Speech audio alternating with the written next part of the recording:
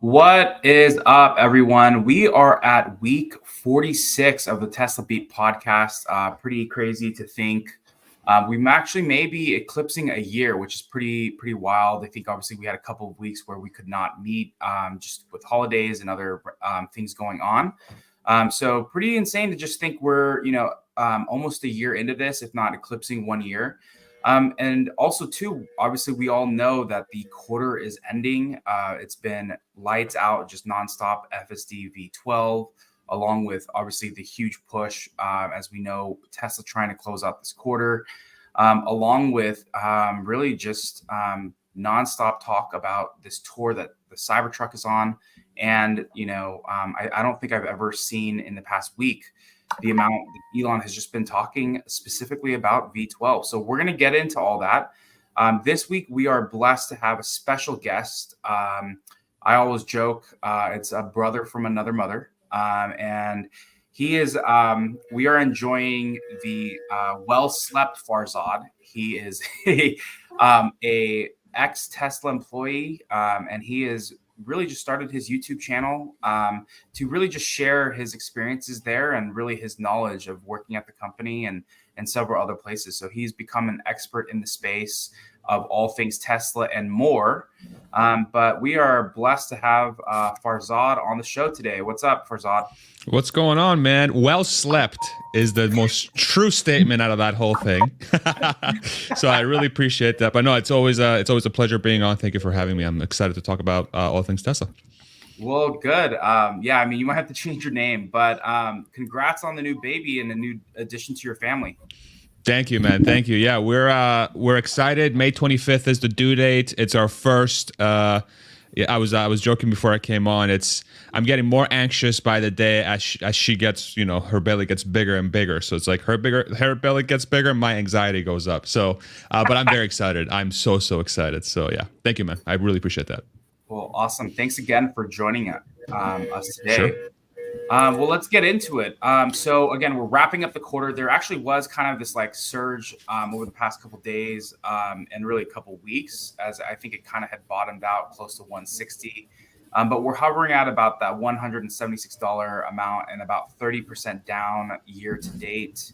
Again, just as we go into the delivery numbers, probably I think, what is it going to be next Tuesday? We'll probably hear back.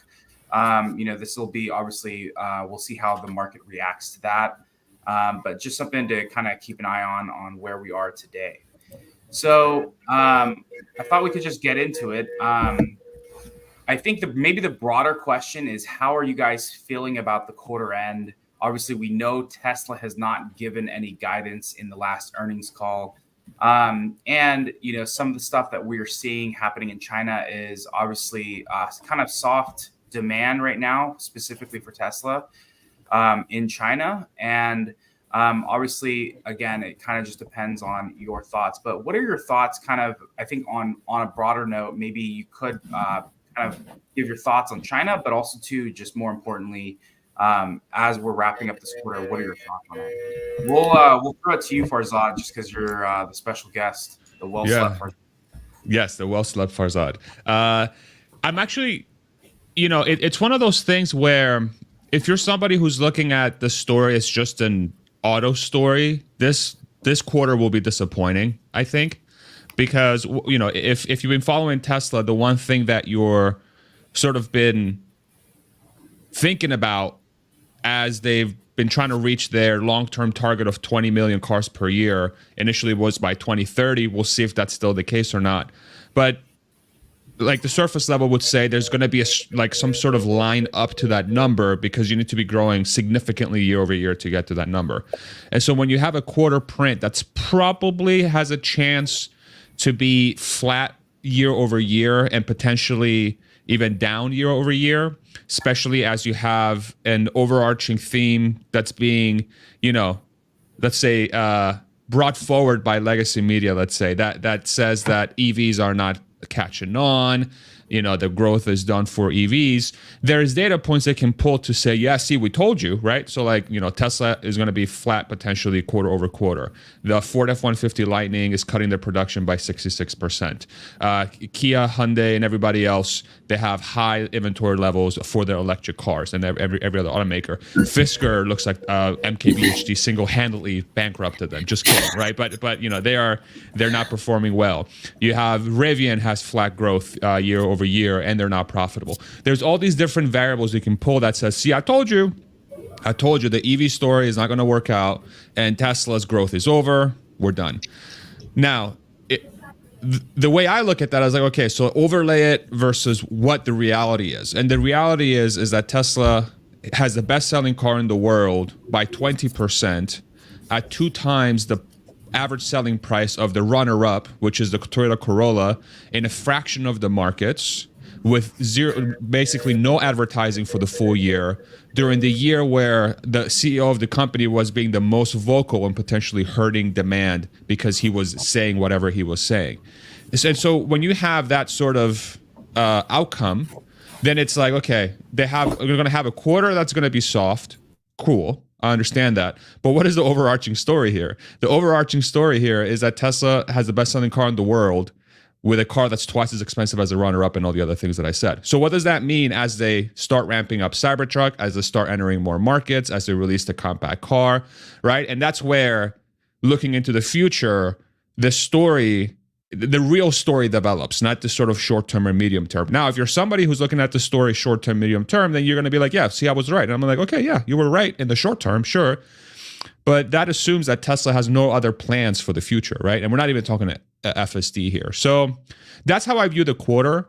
I've been in the story since 2012. So for me, this is just like another, most quarters for Tesla suck. If I look at the history of the company, like you have years of everyone just dumping on the company, and it is what it is. You just deal with the punches come at you. You're like, okay, it is what it is. I'm an idiot for investing in the story. And then 1 year goes crazy. And then another 5 years of like, I'm an idiot for investing in the story. And then it goes crazy, right? And obviously none of this is financial advice or investment advice, but that's just the reality of the situation. And so if you're somebody who is looking at the short to medium term, you're going to be disappointed. If you're somebody who's looking at the future, you're going to be like, I want to know about FSD. I want to know about Cybertruck ramp. I want to know about Cybertruck margins. I want to know about compact car development. I want to know about the bot, right? So that's how I view it. Yeah, what he said. No, so no, I 100% agree. I was talking with somebody about that the other day. Like, people look at Tesla and this 400,000 plus units that they're going to sell this quarter as like a problem, where everybody else is selling like 4,000. I think the nearest competitor is realistically in the like 10,000 range or something like that. But like, nobody's really doing the numbers that Tesla's doing. And to think that this is like a step back is not really a problem, considering the macro, like you pointed out. Like, there's just a lot happening, and there's been a lot happening in China. There's been shutdowns. There's all this stuff in Germany.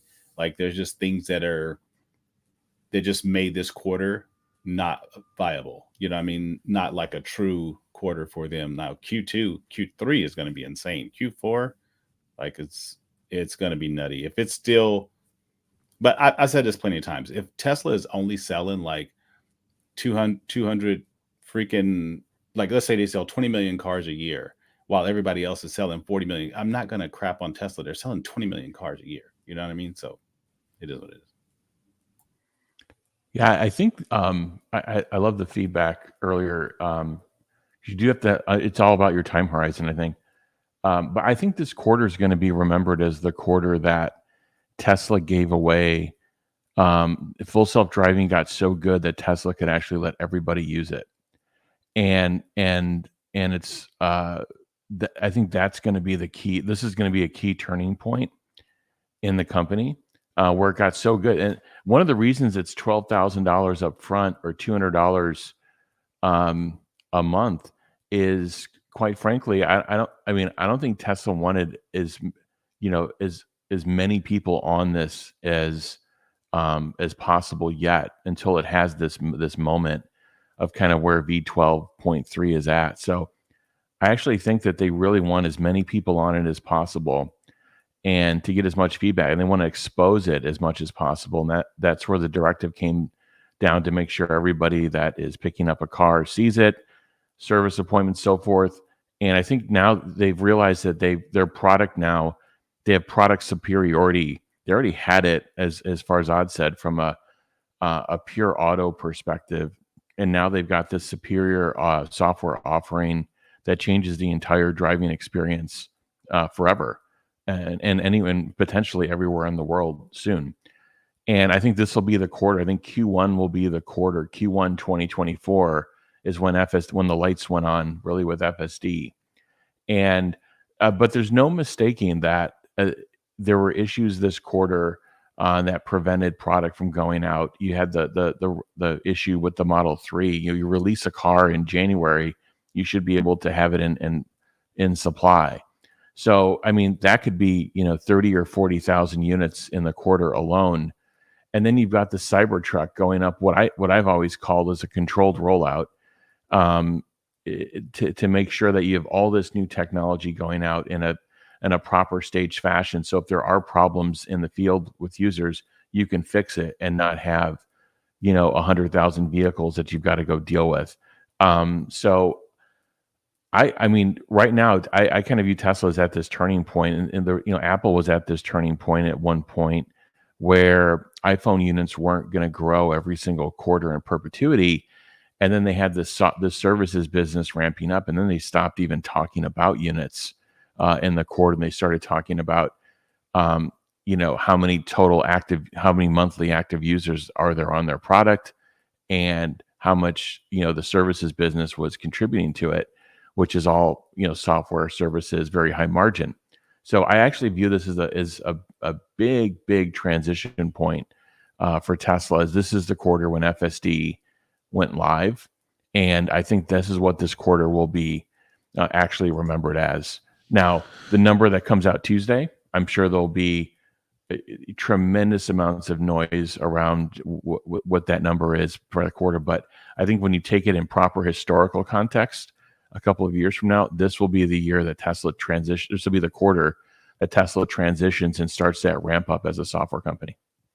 Yeah, I agree with all of that too. I do think that the number on Tuesday will suck. It's going to suck. It's not going to look good.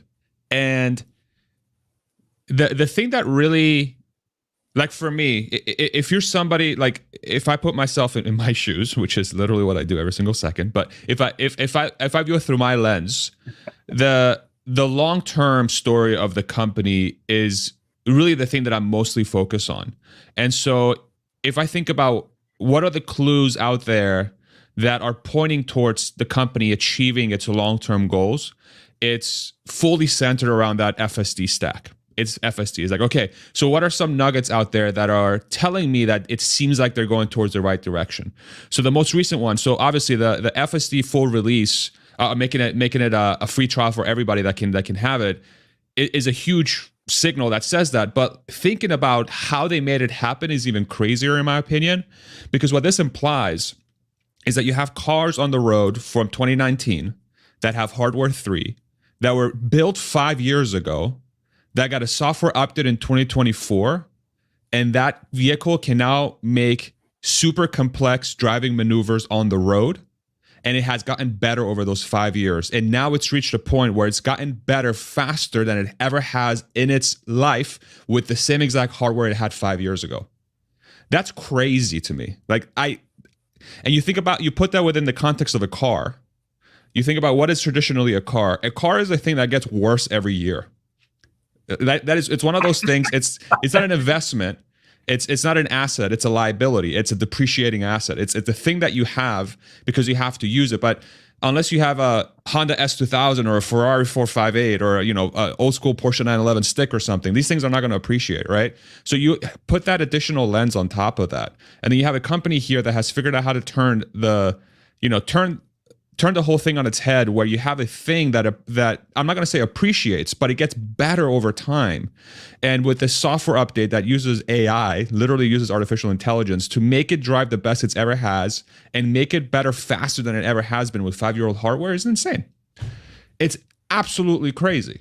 And I don't think people, let's say, again, not financial advice, not investment advice, but I think from the market's perspective, given their track record, I don't think they will buy into that until Tesla can prove that that's a monetizable thing. So it has to show up on the P&L somehow. It has to show up in the profit and loss sort of line somewhere, where Tesla's like, okay, we have 6 million cars, 7 million cars, 8 million cars in the fleet. We turn this on. 20%, 30%, 50% of the fleet that can took it on, and look at how much money we're making a quarter now because of just software. And then it becomes a very simple math exercise. It's like, okay, so doesn't look like they're going to slow down. They're coming out with a cheap car in about a year or two, and their fleet is probably going to be 20 million in like 5 years or something, maybe even larger. And then it becomes a math exercise. Is you just do the number math, and then it says, okay, look at this, SaaS, software as a service business that just came out of nowhere. And then, and then FSD working also implies, in my opinion, that the bot segment of the company, the thing that, has a total addressable market that's probably 100 times bigger than the car industry, then that thing is underpinned by the same exact technology that made that thing work, right? Yeah. And so, for me, it's like when I'm thinking about that, and then I look at Q1, I'm like, yeah, that number sucks, and I move on, and that's it. But listen, like I'm not here to give advice. It's just that's how I view it. Right. Yeah, I think as we all know, and I think most of us, I don't want to speak for everyone, but I feel like I can say that, we, all of us collectively are thinking long-term as we are invested or covering this company. I mean, all of us are literally in some form covering Tesla pretty much on a daily basis, whether you're a fan, you own a car, you run a show on YouTube, or you're regularly just a part of YouTube in general, or X, or just covering. We're all covering Tesla in some form. And I would say that, a lot of us have seen the ups and downs, and, seeing the worst of it, going from 2018, literally this company is about to die, to having, as Farzad was saying, 10 bad years, one great year, 5 bad years after. But ultimately, this being, or looking at this company, you really have to be long-term focused. And actually that made me think of like one question, Jeff, as you were talking really about, this being kind of the year of FSD. What does this mean for supply chain? As potentially they're going through this growth pain of transitioning, again, where they're in between these growth periods of having the best selling car where everyone else is literally cutting production or laying people off, stopping making factories. What do you think this means for Tesla's supply chain as they're in this transition? Are they still continuing to push forward hardcore on gigafactories and ramping those and getting a couple of up in the APAC region, or what's going on in their minds? Yeah, it's a great question. It's two completely different worlds from, the current quarter, March 29th, to what Tesla's supply chain leadership and personnel are probably working their fingers, bodies to the bone right now. This is a massive, they're going through a massive growth period right now. And here's why. One, they're in this 2-year planning cycle. So the team that builds factories, they're in this planning cycle for the next phase of growth at each of the different sites and new sites. So from a gigafactory planning perspective and design perspective and soon an execution perspective, they're probably going to be building more concurrent factories than they've ever done before. And they're in that planning phase right now and getting approvals and incentives from all the different governments. And you've seen Elon do a lot of travel doing that. In terms of the inbound supply chain, similar thing. suppliers understand what's happening. Like they read, like they look at what's happening in macro auto. They know China's having a slowdown from a macro perspective. They read, they understand it. They know that Tesla makes the best product. They know if they have a part number, they sell a part number into Tesla for the Model Y. They know if you get an award on the Model Y, you have the biggest unit volume auto award in the entire auto industry is getting an award with Tesla on the Model Y. So Tesla is the most attractive company to work with if you're a supplier. And then you have the engineer innovator that's leading the entire company, and what is he going to do next? What is he going to think of next? If you're a supplier, you invest you have the short-term plan, but you also want to be working with a company that continues to excite, that continues to come out with all these new things. So there comes the bot. Here comes the next compact vehicle. So suppliers right now, in the last couple of months, they sent out for RFQ on the compact vehicle. There is a massive competition and bake-off to be a supplier on the compact vehicle, because I'm sure Tesla's letting them know that this one vehicle is probably going to be the volume of our entire portfolio today and maybe double that in the future. So if you're working with Tesla in their supply chain, yeah, you may be in a little bit of a period right here where, it's still going to be great, decent, dependable volume. But what's coming in the next 1 to 2 years is pretty, it's going to be supply chain and unit volume growth and really breadth that they've never seen before. And then remember, they're all going to be vying for the bot too, which, as far as I'd say, could be, many times, the entire auto business. So Tesla has a captive audience, and they are using their volume leverage to really drive profitable growth and expansion. And I think this is a very exciting time. It's a very busy time if you're designing the next factory, designing the next manufacturing process for the next product line at Tesla. This is a very exciting time because you've never worked on so many concurrent product lines before, and you're just in this transition period. So I read that right now in the auto industry, they're using more chips than like pretty much any other industry right now. Like they're just like crazy on chips because of everything. And I imagine it has something to do with the future of tech and the vehicles. And Farzad just put in the chat about FSD and how they're not even calling it beta anymore. Like for this month, it's going to be, like just a trial basis, unsupervised. I mean, that's pretty wild. I took a ride yesterday and I uploaded a video at my Stockton service center. And it's just like you scan a QR code and they're like, yeah, you want to take a ride in FSD? Like, go ahead. And it's pretty incredible. I mean, it was pretty, and the parking, it did the self parking. It's pretty next level. I mean, I've been riding in John's car for years and on his like 10 to 11 to, and everything. And like now it's like, it's pretty awesome. So it'll definitely pass the wife test. Yeah.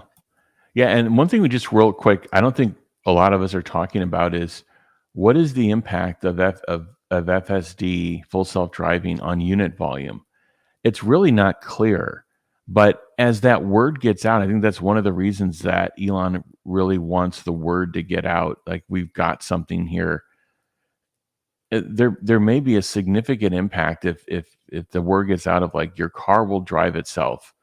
And remember, we're not under the same versioning kind of progress that we've had with the 11 series or 10 series. These next couple of versions may be quantum leaps in improvement and capability. We're kind of hearing some hints, internally. You're hearing you see the engineers inside of Tesla like flexing and like, their faces are red. They're like flexing on X. I mean, I don't know. I mean, so what's the impact of a car that reliably drives itself at scale at a pretty good, really good price point? What's the impact on unit volume? I think that's hard to say. Before you go, Farzad, No problem. I think that's a very good point. I also, just on a crazy outset view, from an outset perspective, the take rate isn't even that high, but the halo effect of it is, I think, is a big draw. Like I don't see like 100% of the people using it, 50% or whatever, in like the next couple of years. People are afraid of robots. Like they're afraid of a self-driving car. But I think knowing that it has these capabilities, I think will be a huge draw. And yeah, like you, I'm curious to see what that does for the market. I think that's a great point. It's not going to be a negative thing to get as many people, at least if it has a viral effect like ChatGPT had, where you have a bunch of Tesla owners who maybe a majority of them don't even know that their car is even capable of doing this, that all of a sudden it pings them on the screen to sign up for this thing, and then recording themselves on TikTok. Oh my God, my car just made a left turn on its own. Like that kind of stuff propagates really, really quickly. But I still feel like, and I agree with you, I do think the take rate long term is going to be dictated by how useful it is. And I think this thing really becomes useful once they drop the unsupervised or the supervised portion of it, and they make it, once they drop the supervised version and they just make it unsupervised. So level 3 autonomy, let's call it, where the car will communicate to the driver and the passengers that the car has it. Tesla has liability now. Y'all can just go on your cell phone or do whatever you want in the car, and the car will take you to the place. And then once it gets in a weird place, it will give you a heads up, maybe 10 to 15 seconds before you have to take over, so you're prepared. And then it'll hand the control back to you. And there's the only thing that's preventing Tesla from getting from now to that point is just better safety. And the way to get to better safety, assuming that there's no hardware limitations with the current cars, is just more data and more compute. And that's exactly what Tesla's going towards with the ramp up of their compute cluster in-house and just growing the fleet, which is Hans Nelson calls it the search engine. The fleet is the search engine for Tesla. That's the thing that's going to collect all the different data points that's going to be fed back to the computer system. And instead of a human sitting down and accounting for all those corner cases, now they just, very simplistically speaking, they dump it into an AI, and the AI just figures it out. And the AI is like, here you go, this is how you drive. But until we get to that point of unsupervised, I expect the take rate to be, like, my guess is probably like 20% on the monthly. And then as it becomes better and better, what's going to be fascinating to see is that this trial period that starts, I think, on April 1st and ends April 30th, we should see one or maybe two of those quantum leap updates, Jeff, that you're talking about. And so you think about the foundation there. So you've laid a foundation for a software that no other car can do, supervised or unsupervised. No other car can take you from your driveway to a parking lot. It just can't, unless you're in a Waymo. And a Waymo is a whole different solution. Extremely impressive, but that has its host of challenges from a scale perspective. So you start there. That's your baseline. And then on top of that, 2 weeks later, you'll get an update that might make that even better, like significantly better.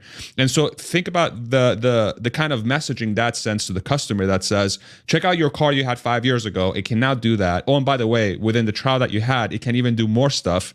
And you should expect this moving forward. So do you want to pay $200 a month or not? And then at some point, once it becomes unsupervised, and people are going to be like, yeah, of course I want my time back. I don't want to sit in traffic and have to pay attention. I'm just going to be on my phone for an hour. That's when it gets weird. And again, that's just a safety equation. To me, it doesn't seem like a hardware equation. It's a safety equation, which is data. One comment, I agree with that. But I do think that we're an interesting group. We're part of a group of a couple 100,000 people that have been using maybe tens of thousands regularly, but hundreds of thousands that have used FSD beta for a couple of years. And we've come to the conclusion that, yeah, it's really got to get to the point where you can do other things in the car, and the car takes you from point A to point B. But what about the 99.9% people that haven't been exposed to it at all? There's going to be a huge percentage of people that find this driver assist technology useful. And I think what one play they may be thinking about is do the trial while the software is improving, you get it to feature complete, and then get a brand new assessment of the upfront take rate and the $199 a month take rate. Get a brand new baseline of where that's at. In the background, if I were them, I would be working on the per mile plan and have that ready. And I can't imagine anybody who wouldn't try FSD beta at least a few times, FSD a few times per month, if not more, on a per mile basis. And I think they're going to get everybody actually using this. And I think getting to a per mile plan may be that next transition for them to take exposure up dramatically, or uptake rate, while they're working on the solution where it can be mostly unsupervised and take you from point A to point B. So I do think there's an interesting transition that could be happening in there to get more butts and seats on this, but we'll see. Yeah, I think it's really just interesting, just a really interesting time for Tesla, as we were just talking about how, Jeff, you were just saying how we're part of tens of thousands of people potentially just driving FSD. It's potentially become a normal part of your daily life. I know, at least before I got in my Cybertruck, it definitely was. And I actually had the 2018 Legacy Model X, which would literally take me to work pretty flawlessly every day. And you're talking, 70 miles round trip. And it did not have the internal camera. I'm not going to go into more details about that, but I'm just saying it's like, it pretty much could take me to work, flawlessly. And I think the turning point that we're at right now is interesting in that broader awareness is going to be the hardest problem, I think, over the next couple of years that Tesla's going to have to tackle as they're in between these growth periods. And they're starting to tackle it now, and transitioning as a company to advertising, to, I don't think I've ever seen Tesla's executives more active on X, or let alone Tesla's social media. Because I think 2 or 3 years ago, what were we all doing? We were the ones telling our friends and buddies about Tesla. And next thing you know, fast forward now, all of them have one. I can tell you, like, literally everyone in my family has one. My coworkers all have one. And back in literally 2018, 2019, I was telling them this is the future. They all have it. And so even like our kind of just that turning point in getting the mass population to see what's going on. And so I think that's why, Elon keeps just pounding, or at least in the past several weeks, he's just been pounding it more so than ever, as we close this quarter. And really just in general, it's just how mind-blowing this is, and how we are potentially at a turning point, where, I think, Sawyer, you sent this and I saw it last night, but if you didn't have FSD or didn't purchase it before, you are getting this free trial for full self-driving. Or if you're getting a new car in the next several days, you will get a demonstration of full self-driving. So I think it's one of those things where, we all cover Tesla on a frequent basis, on a daily basis. And it's just like that next inflection point of getting over that big hump is going to be where I think, actually, this is where I think, not necessarily competition, but it's like through these difficult times or these big transitions is really when I think Tesla will respond even further. Like the stuff that I'm seeing Tesla do, even being a part of various communities, going to events, reaching out to community members. I don't think I've ever seen that. Right. I think, what was that Heavy D guy, who's been doing the Cybertruck, with the snowmobile. He's been surprised by Tesla just being involved. I think Tesla has just come a long way, and they're at this turning point where they want to be more involved with its owners, with the community, than I think ever before. So it'll be really interesting. I thought that it's funny because we're at one of those points now where this is all this is what we've been waiting for as an owner, as a follower, to have Tesla's attention as an owner. And I think that that has been something that I personally have noticed more so. And I've been running, the Tesla on the Silicon Valley Fund for almost 6 years now. And I can't tell you how much more I'm in communication and talking with people at Tesla than ever before. And it's an interesting time, and it's an exciting time, because this is what we've kind of all been waiting for, is to kind of have Tesla's attention, be able to talk to them, have that open feedback loop. Again, Tesla's executives are more engaged on X than they've ever been before. Obviously, probably because Elon owns it now, but it's just an interesting time in right now. I don't know if anyone has any thoughts on that. Yeah, I think that's all very.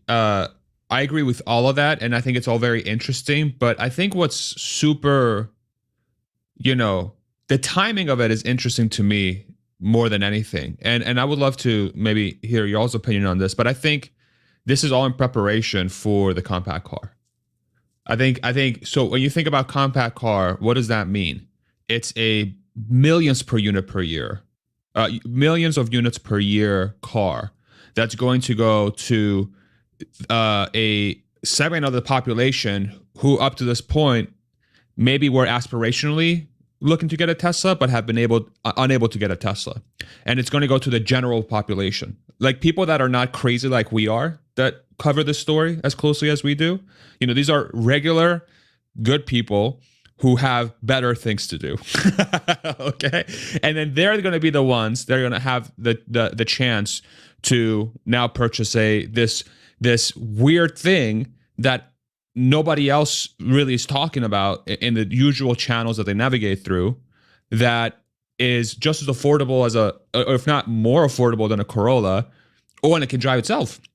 Oh, and it has a good sound system and it has a screener, blah, blah, blah, So I think, so what does that customer need? I think that customer at scale is going to need, it's kind of like a monolith. It's this giant thing that is going to require TLC. You need to ensure.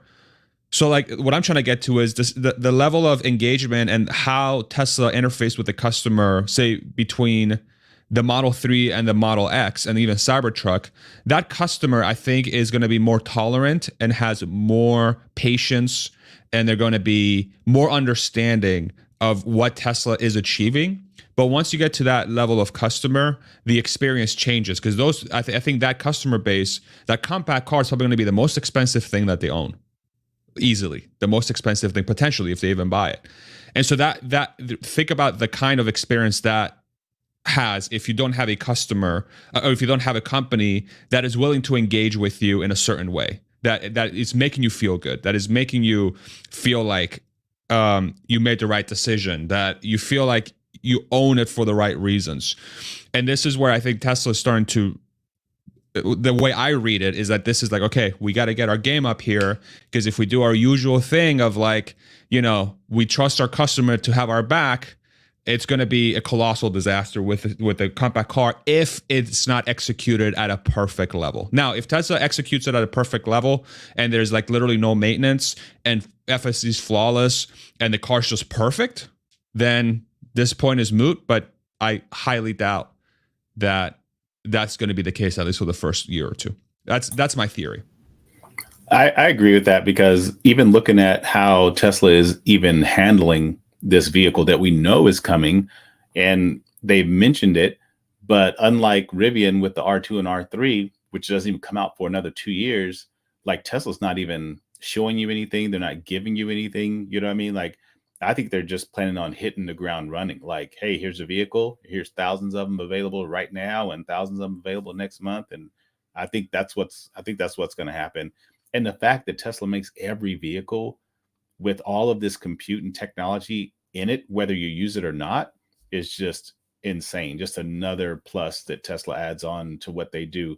Because when you look at other vehicles that are in that $20,000 to $30,000 price range, it's non-comparable to what Tesla offers versus what you get from everybody else. Anybody who's rented a car, a freaking Nissan Versa or whatever it's called, like, I mean, that's like plastic on wheels. It's insane.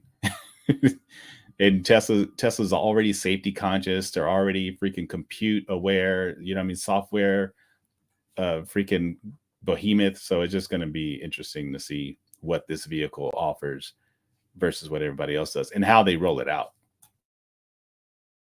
Yeah, I agree. Just everything's a prep for everything is built for scale at Tesla. When they were designing the full self-driving computer, there was a price point, there was a power consumption target, there's a generational plan to go from 3 to 4 to 5 to improve that. And that's why, to Joe's point, that they can put that in every vehicle, because over time they're going to drive that cost, to a very, very low number, and it's already I would say the best onboard inference compute sensor suite of any vehicle that's attempting to do any type of autonomous driving out there.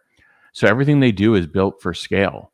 The full self-driving effort and what they're eventually going to be doing with the compact effort and the bot, everything that they do is built for massive scale. Once you have scale, then you have the platform or the high ground to be able to pivot and do the next thing and to really impact and influence the industry. If you don't build for scale, you're not going to get this mass adoption that they're looking for. So that combination is very important. That combination right today, I don't see that existing in the other bot players yet. Now we'll see, but it's very hard to just organically say we're dabbling in bots and we're doing great demos, and then we're going to have this massive supply chain that's going to execute flawlessly when Tesla's been building up for this moment literally for decades and doing the underlying real hard work in the raw material supply chain all the way through having the state-of-the-art system-level assembly process. And they're going to reinvent how cars are assembled a year from now. So everything is built for scale. Remember that. And that, to me, is part of the why you kind of stick with this. That's, for me, the thesis of why you stick with this is everything they do is built for scale. I think that's such a good point. And it's what's funny about the bot story, which, if 99.9% of the people are not following this FSD AI story with Tesla, 99.99999% of the people are not even giving a second to think about the bot thing, right? But the bot thing, the bot equation, Elon likes to say prototypes are easy, production is hard, right? The bot, in my eyes, is literally the best use case for that statement. Not just cars, because cars you can make 1,000. So many different players can make a prototype, right? Now, there's not so many players that can make prototypes for vehicles. But with a bot, it's there's maybe a handful of serious companies that can make a prototype, and you say you view it through a lens where you're looking at, say, a Boston Dynamics, and I think every single person can agree that what Boston Dynamics does with their robots is insane. It is a state-of-the-art. It's almost like art to me. It looks like it's unbelievable that humans have been able to craft such nimble, insanely impressive robots. But can they make millions of units of them per year so that the average person can afford them? And that's an obvious no. And are they general purpose? That's an obvious no. Doesn't take away from how impressive they are. But, sort of jumping on Jeff's point here, that's why the scale piece is so important, because the scale piece is what allows the company to become a transformational company for the masses, not just for, let's say, a handful of companies or defense contractors that can take advantage of the technology. They're masters. Tesla is like a master of taking state-of-the-art technology and bringing it to the masses. But that implies scale. I think that is the correct way of viewing the company. That's the right lens. State-of-the-art technology and innovations that are built for the masses. That's what the electric car was. That's what self-driving is. That's what the bot is going to be. That's what, utility scale batteries, you can technically put that in that sort of bucket, which is enabled by the scale they've built through the cars. It's just a fascinating time. It's such a fascinating time to follow the company. 100%.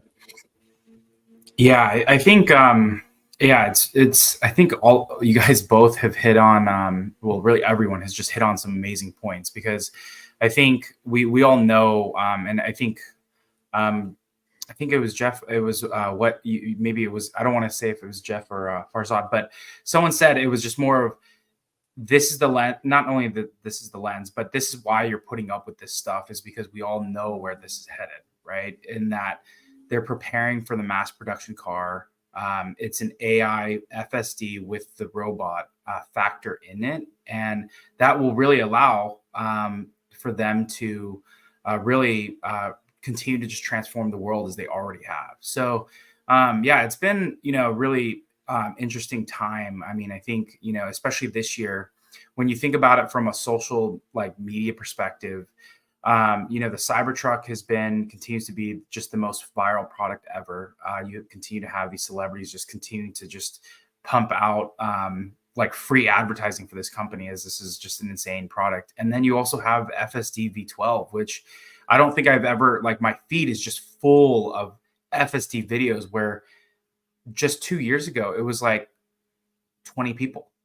And so now you have all of these people who have a Tesla can now, I don't know, I'm not saying this is the best time to become a content creator, but everyone is a content creator right now, because they're covering what this company is doing. So I think it's an interesting inflection point. But as you said, we know we're between growth periods, but they're all doing this in mass, or they're all doing this in preparation for the next for the mass production vehicle. So I think it should be interesting to just watch all of this happen. And as we know, I think this is just I know we've talked a little bit about this at the beginning of the show, but really everyone else is cutting workforces, is no longer investing tons or billions and billions of dollars into EVs. And so, I mean, and as Marquise probably single-handedly, I think Farzad really just took out Fisker. And now, I mean, even Tesla's not even accepting them for trade-ins. But yeah, it's just it's interesting. I mean, if you just focus on what Tesla is doing, I think it's easy to just succumb to, oh, okay, EV demand is slowing down, their growth story is slowing down. But you have to be long-term minded, focused. Again, obviously do your own research, but yeah, it's just an interesting inflection point that I think we are in now. Yeah, I think it's a reinforcement to the point. It's very difficult to make an electric vehicle that is good. That's number one. It's very difficult to make an electric vehicle that is good, that people want. That's number two. And it's very difficult to make an electric vehicle that is good, that people want at a profit. That's number three. And then it's very difficult to make an EV that is good, that people want at a profit at scale. That's number four, right? So there's four variables to making a successful product. The F-150 Lightning is a legitimately great EV. If you've been in it and you've driven it, it definitely uses a lot of, say, old school techniques to build it, but is a legitimate great EV. Why is it a great EV? Because it gives you all the benefits of an electric vehicle in a pickup truck form factor, and it has some unique features like that gigantic front trunk that separated from a regular truck. And so if you think about the truck market, F-150, Ram, Silverado, all the Toyota and all the other car maker offerings that they have, and 80% of the people that buy those trucks, maybe 70 to 80% of those people don't even use the truck for truck stuff, right? So then you would think in your head, okay, so why aren't all those people buying F-150 Lightnings? If I'm a truck person who wants the truck, well, why aren't I getting an F-150 Lightning?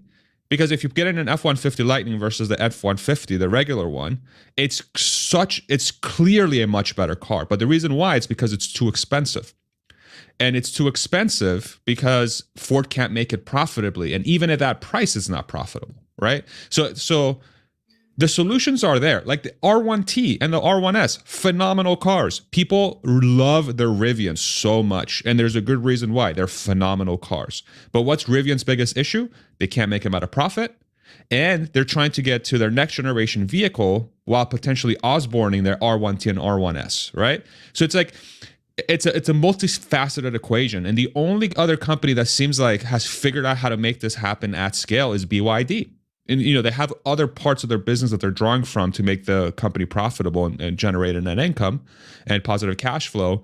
But that's the other company that has figured out what Tesla has figured out. What Tesla has an advantage on, from my opinion, is the software piece, and it's the quality piece as well. I think those two things Tesla has over BYD, but BYD is also going to be incredibly successful because they figured out how to make a good EV that people want at a profit at scale, kind of at a profit at scale. They have the Chinese government backing them. That's a whole separate variable. Lucky them. So that's what it takes to be successful in this market. And it's becoming increasingly more obvious that four-part equation is very, very, very, very hard. And it's unlikely that a majority of existing players will reach that formula, that will be able to achieve that formula. And if they don't achieve that formula, it implies that they will fail because they will not be able to make the product that people want. As more and more EVs are made, more and more people are going to want EVs. It's that simple. And so the TAM becomes a free-for-all for Tesla, BYD, and then whoever else can make EVs at a profit at scale that people want, that are good. Well, Xiaomi's now entered the chat, right? So, and they make phones. Facts. And now they're making vehicles. They're one of the probably, I mean, the CEO already admitted that they're selling them at a loss. The price they're just selling them at is kind of crazy, but they're willing to sell them at a loss because they understand the software component of your 4-point analysis. And so they got that working for them. And I'm pretty sure, as we know, like manufacturing over in China is like not a problem. So they're gonna have that sewed up. So it's the whole dynamic of what Tesla has been able to do versus what everybody else has been able to try and do and not quite reach that plateau. It's very interesting to see, and it's weird to me that they get slept on so much and always beat down on when they are the very measure of success for this whole movement. So that's interesting. Yeah, I mean, ultimately they're the gold standard, and I think I thought, Farzad, you brought up some, obviously your 4 points, but you made just a great example of the Ford F-150 versus the Lightning, and being able to obviously, again, being able to see the F-150 Lightning is a better car, but at a price point that is just not affordable. And there is no line of sight for those costs to come down anytime soon. So it'll continue to be for this very, high price point. Like, I mean, imagine if they made a Ford, the Raptor, and they made that an EV. I mean, only God knows it's going to be a $120,000 car, and they're still probably going to be doing it at a loss, if not more, right? So I think Tesla is the gold standard, and they are one of the most critiqued companies in the world right now. And yet they've arrived at making their vehicles profitably that are so good that people are willing to pay 2x the price for it to become profitable. And more importantly, they're willing to spend that extra money to go there. One thing that was interesting, what have you guys been thinking as they have been just turning on? I mean, this is pretty big. I thought this was a pretty big, and we kind of maybe alluded to it a little bit, but we can close with this. I mean, I thought this was just Tesla advertising on Instagram, right? I think, as we know, Instagram is one of the biggest, really Facebook in general has one of the largest, if not the largest, population of daily active users. And then turning on advertising. I actually have been scrolling through my feed on Instagram, and I've been seeing Tesla ads for the very first time in the past really week. So I thought that this was an interesting, it's great to see, especially because we're at that inflection point where, people need to know that this is the best selling car. It's one of the best vehicles, period, or if not the best vehicles on the road. And that there's also never been a better time to get into one. But what have your guys' thoughts been on this advertising piece? I'll just say quickly, the decisions look like they're all centered around a realization that their product is much greater than the awareness of their product. And that's the email to say everybody needs to see FSD. That's the directive to get the free trial going. That's the directive to move to advertise on, Facebook and Instagram after not having a presence there. And all this is around where I wish Tesla would actually measure awareness of their product. Like 3 questions. Are you aware that, these products exist at this price point? Have you ever experienced an EV? Have you ever experienced how to charge it, how to, power it every day in? Just 2 or 3 questions around the awareness of the EV experience. And I think what they're going to find is that it's dramatically different regionally. And in California, where 1 in 4 people own an EV, a lot of people are aware of this. Although I will tell you, members of my family were not aware of the price point that Teslas have come down to. But that changes. That 1 in 4 people in California, everybody pretty much knows everybody who owns an EV. But now scoot over to Montana or North Dakota, and now you're in the 1 in many's of thousands of people that that own an EV, if that. And then how are those people going to get the word? So I think they realize product is right now is far superior than the awareness of it, and they're actually bottlenecked on awareness. So like anything Tesla approaches, they want to go in and attack the bottleneck and fix it. And I think that's what they're doing here. Yeah, as somebody who has been pro advertising the whole time, for the record, just kidding. No, I mean I very openly say I haven't been fully on the advertising campaign. I understand it's obvious. I think Jeff laid it out perfectly. The product. How good it is, there's a gap between people knowing how good it is and how many people actually know how good it is. Like, if more people knew how good it was, then in theory, Tesla should be able to sell a lot more cars. But what's very, very interesting, one of the things you just said, Jeff, is, in California, everybody has a Tesla.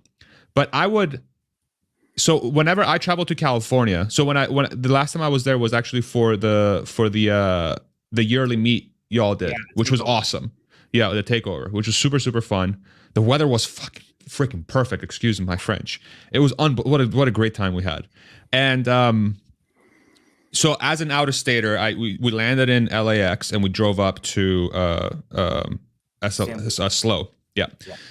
And 95% of the cars were not EVs. 95% of the cars on the road from LAX to Slow were just regular old gas cars. And I'm like, okay, as somebody that always hears everybody and their cousin has a Tesla in California, a gigantic majority of the cars in California are still not Teslas. And that's where my light bulb went off. And I'm like, oh, even in its most quote unquote saturated market, like the TAM is insanely large. It's crazy. This is just getting started, And I think sometimes it's hard to separate yearly sales and the fleet size. Yearly sales is Tesla's doing about 2 million per year. There's somewhere between, depending what number you look at, 80 and 100 million cars sold per year. But the fleet is like 1.4 billion. It's like 1.5 billion or something, depending what numbers you're looking at. It could be as big as 2 billion. That's the number. That's the number that needs to be addressed. And then over time, as you put more and more Teslas on the road, those same cars are going to generate that monthly revenue, that yearly revenue from the software as a service business. So even when I hear that statement, it's just so funny. It's so funny. Like, we know California is the most saturated market, and it's still a drop in the bucket. It's crazy. And so that's where awareness, I think, has to be helpful. If it's not helpful, then there's something else going on. Maybe Tesla's not going down the right channels. Maybe the product's not as good as we thought it was, which I doubt, but it still feels like they're just getting started. It's just a different phase. Yeah, Joe lives, or sorry, go ahead. Do you want to go, Jeff? Okay. Yeah, I think Joe lives outside of the Bay Area, but he lives and breathes pretty much all of like Central California. You think of the I-5, he's all up and down that. And we were, I was picking up my new Model X out of Fresno earlier this week, helping Tesla move 2 vehicles this quarter. And it was, you get to some of these more outside of these, like, the Bay Area, which probably has the most dense population.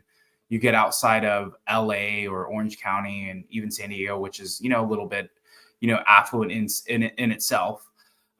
Yeah, you're completely right. There is still a lot of work to be done. I mean, even the Fresno store is really small, and they do a ton of cars out of there. And yet, people still don't know in Fresno that these vehicles can drive themselves, that they're amazing, especially the new Model 3. I mean, I assume maybe everyone here has driven in them or seen them. I mean, if you drive in that thing, it feels like a brand new car completely. And so at this point, it's almost like now you need to re-educate even your old user base and really just get them in the car in itself. But yeah, it's just it's an interesting time. I think, Jeff, I'm going to, that quote, it's, the product is so good, but the awareness has not completely followed is I think just like the key quote. And then obviously this is the year of full self-driving, obviously. But yeah, so I know, do a time check. We're past the hour. I wanted to specifically say thank you to Joe for building the deck this week, even though we maybe talked about 2 slides and then we were off to the races. And then I wanted to say thank you to our special guest, Farzad, for just coming on board short notice and just continuing to pound the ground. I feel like I can, as you would say, we're the crazies that are out here pounding the ground about Tesla when other people have. We are insane. Let's just be honest. We are crazy. We're crazy people, but we might be right. Exactly. Crazy and right is a good thing, And then thank you, Jeff, for just being a regular co-host. So make sure to patronize all of the people that are tagged on X or in the YouTube description. Give them a follow or check out Farzad's channel as well on YouTube. And have a great week, everyone. And we will see what the quarterly results are this week. But again, just realize, it's probably going to be nasty. But again, we are at, between 2 growth periods. And really, I know most of us, all of us are, thinking about this is all part of the journey where this company is headed long term. So have a great week, everyone. Thanks for tuning in.